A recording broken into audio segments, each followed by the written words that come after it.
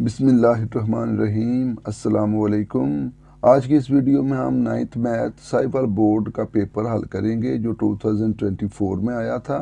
ये paper second group में आया था और आज हम इसके शॉर्ट क्वेश्चन सॉल्व करेंगे। क्वेश्चन 2 का पहला पार्ट था if a is equal to 7 2 -3 0, यानी कि ए मैट्रिक्स उसने दिया हुआ है, फाइंड 3a। आपने इस ए मैट्रिक्स को एक कालब को 3 से मल्टीप्लाई करना है। बेहद आसान है। 3a इज इक्वल टू 3 और फिर वो कालब लिख दें सारा। तो आप फिर 1 बाय 1 उस कालब की एंट्रीज को 3 से मल्टीप्लाई करें। 3 को 7 से 21, 3 को 2 से 6, 3 को -3 से -9 और 3 को 0 से 0। बेहद आसान क्वेश्चन है। नंबर 2 पे जो क्वेश्चन आया है वो है सिंप्लीफाई x2 की 3 डिवाइडेड बाय x3 की 2। बेहद मशहूर सवाल है। यहाँ पर ये फ़र्क बार बार मैं आपको बताता हूँ, जहन में रखा करें। जब ब्रैकेट लगी हुई होगी तो पावर को दूसरी पावर के साथ आपने मल्टीप्लाई करना है, 2 को 3 से मल्टीप्लाई करना है। और जब ब्रैकेट नहीं लगी होगी तो अगर 3 की पावर 2 है, इसका मतलब है 3 को 2 दफ़ा ज़रब देनी है। तो यहाँ पर उसी तरह x2 की 3 x की 6 आ गया डिवाइडेड बाय x की 3 की 2 है तो 9 आ गया। x और x बेस हैं।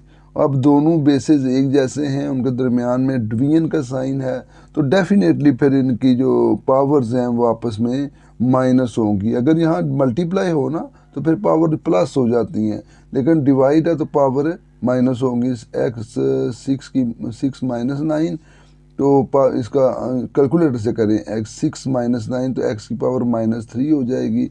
और x की पावर अगर -3 होगी तो इसका मतलब है प्लस करने के लिए बटे में ले जाएं 1/x की 3, ये आंसर होगा। आगे है वैल्यूएट माइनस आयोटा की पावर 9। अब ब्रैकेट के अंदर है, माइनस भी ब्रैकेट के अंदर है, आयोटा भी माइनस ब्रैकेट के अंदर है। तो माइनस को 9 दफ़ा करेंगे, 9 टाइम करेंगे तो माइनस ही रहेगा आयोटा 9।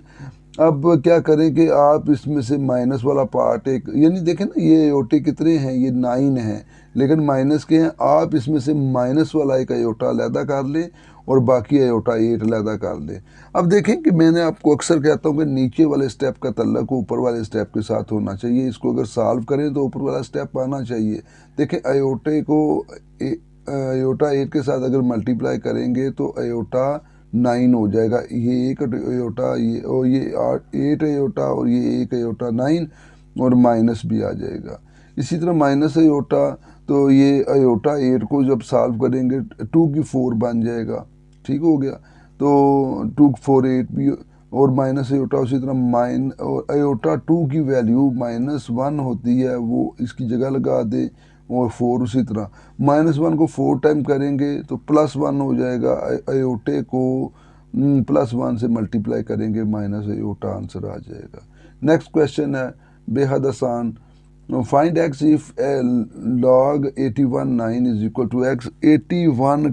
देखें बेहद आसान क्वेश्चन है। जो log की जो बेस होती, यहाँ जो भी रकम होगी उस रकम की पावर ये बन जाएगी जो इक्वल टू के उस तरफ रकम होगी। 81 की power x is equal to, ऊपर वाली रकम जो है वो इक्वल टू में चली जाएगी 9। 81 की power x is equal to 9। अब 81 के आपने फैक्टर्स करने हैं 9 के हवाले से। 81 के फैक्टर तो 3 की 4 भी बन सकते हैं, लेकिन हमें उन फैक्टर्स का कोई फ़ायदा नहीं होना। हमें फैक्टर उसके बराबर के चाहिए। तो 81 के फैक्टर 9 की 2 बना लें, क्योंकि 9 की 2 और ये 9 आपस में बराबर हो जाएंगे। 9 की 2 और x पहले से मौजूद है उसके साथ लग जाएगा, इज इक्वल टू 9। 9 और 9 कैंसिल हो जाएंगे, बाकी बच गया 2x इज इक्वल टू 1। और x की वैल्यू जो है 2 इधर मल्टीप्लाई हो रहा है उसके साथ डिवाइड हो जाएगा, बटे में आ जाएगा x इज इक्वल टू 1/2। आगे है डिफाइन साइंटिफिक नोटेशन। तो कहता है इट इज़ अ मेथड, ये एक ऐसा तरीका है टू राइट वेरी लार्ज और वेरी स्मॉल नंबर्स, के बड़ी बड़ी रकमें या छोटी छोटी रकमें in a convenient way, in an easy way भी लिख सकते हैं, इन एन ईजी वे, कि बड़ी रकमों को छोटी करके लिखना, आसान शक्ल में लिखने को साइंटिफिक नोटेशन कहते हैं। इसमें जो फिज़िक्स की डेफिनेशन लिखी हुई है 9th की बुक पे पहले चैप्टर पे, वो भी आप साथ लिख सकते हैं। ये तो मैंने बिल्कुल इजी सी डेफिनेशन उसकी लिखी है। आगे कहता है एवेल्यूएट 3x स्क्वायर और y का स्क्वायर रूट है +6/5 इंटू एक्स प्लस वाई। तो x की वैल्यू दी हुई है -4, y की वैल्यू दी हुई है 9। अब 3, अब x स्क्वायर है, इसका मतलब है -4 का स्क्वायर, क्योंकि x की वैल्यू -4 है। जजर के अंदर 9 आएगा, क्यों? y जजर के अंदर है ना, तो y की वैल्यू जो है वो 9 है, तो y की जगह पर 9 लिख देंगे +6। उसके बाद 5 है, फिर x है, x की जगह पर -4 लिखेंगे, और फिर प्लस है वो लिखेंगे, y है, y की जगह पर 9 लिखेंगे, क्योंकि y की वैल्यू 9 है। अब 3 -4 को का स्क्वायर लिखा हुआ है, -4 मल्टीप्लाई बाय -4, 4 4 16 हो जाएगा, और ये जजर है 9, तो आप 9 का जजर लें ना, 9 का स्क्वायर रूट, तो 3 आ जाएगा, देखें। और यहाँ पर मल्टीप्लाई का साइन, क्योंकि ये सारी रकमें आपस में मल्टीप्लाई हैं, सिर्फ ये प्लस है, +6। नीचे 5, अब -4 और +9 को अगर आप सॉल्व करें तो 5 आएगा प्लस का, तो ये बाहर 5 और अंदर वाला 5 आपस में मल्टीप्लाई होंगे। अब इस सारी अमाउंट को अगर आप हल करें, याद रखिए ये प्लस लिखा हुआ ना, ये 3 को आपने 6 के साथ प्लस नहीं करना, पहले इस सारी अमाउंट को आपस में आपने मल्टीप्लाई करना है। 16 को 3 से मल्टीप्लाई, फिर उसके बाद फिर 3 से मल्टीप्लाई, तो 150, और फिर जाके आपने 6 के साथ प्लस करना है, तब ये जाके जवाब आएगा 150/25, और इनकी कटिंग होगी तो जवाब 6 आ जाएगा।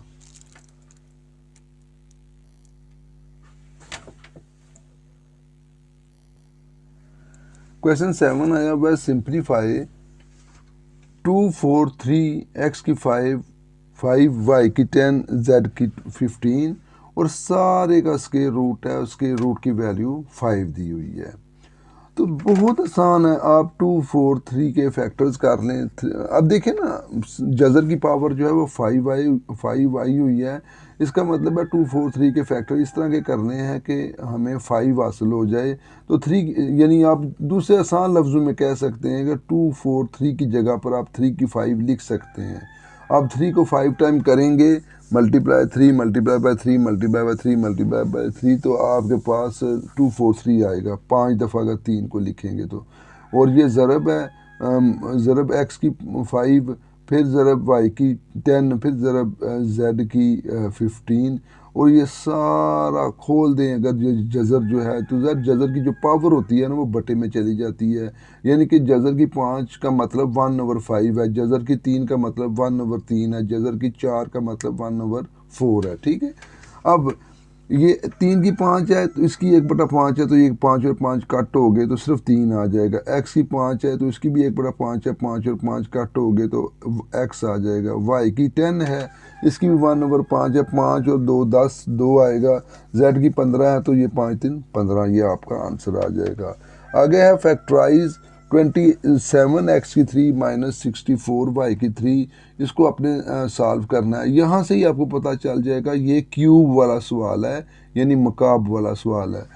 तो 27x की 3 का मतलब है 3x की 3 -64 4y की 3।